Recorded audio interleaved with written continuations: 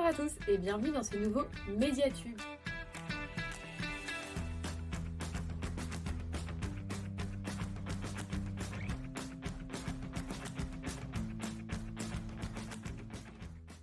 Bonjour à tous, je vais vous parler d'une bande dessinée, Le Père-Lachaise, légende, célébrité et sépulture insolite, dirigée par Sébastien Floch.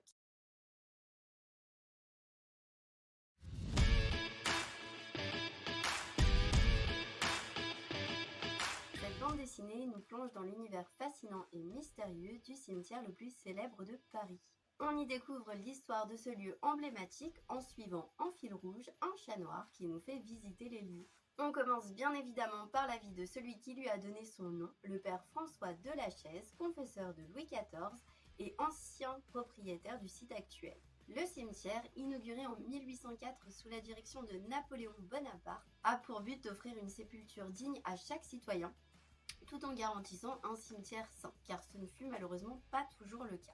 Conçu par l'architecte Alexandre Théodore Brognard, il est dans un premier temps mal perçu par les Parisiens car trop éloigné du centre-ville de l'époque.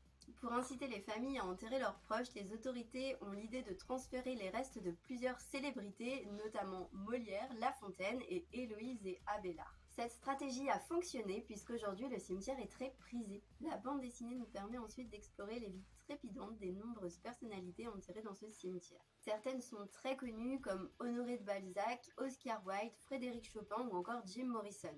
Et d'autres un peu moins comme Antoine Parmentier, Alan Kardec ou Jane Avril. Chaque personnage nous est raconté par un auteur différent, 17 au total, ce qui rend la bande dessinée très dynamique.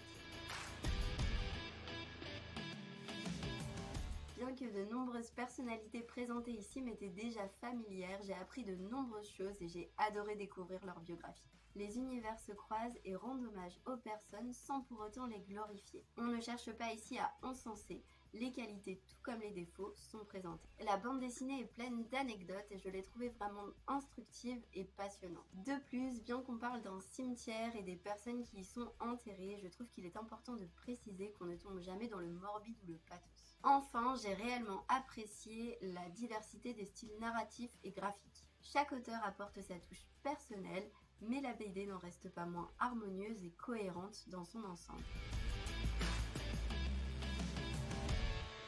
Pour conclure, j'ai vraiment beaucoup aimé cette bande dessinée qui nous fait visiter ce lieu emblématique parisien, tout en nous apprenant beaucoup sur la vie des personnes qui y sont enterrées. C'est une bande dessinée très riche, tant dans son style que dans le choix des personnes qui y sont présentées. Si comme moi vous êtes curieux et passionné de ce genre d'histoires et d'anecdotes, je vous invite à lire cette bande dessinée et pourquoi pas à visiter le cimetière du Père-Lachaise. Si vous souhaitez découvrir nos autres booktubes, je vous invite à vous abonner à notre chaîne YouTube.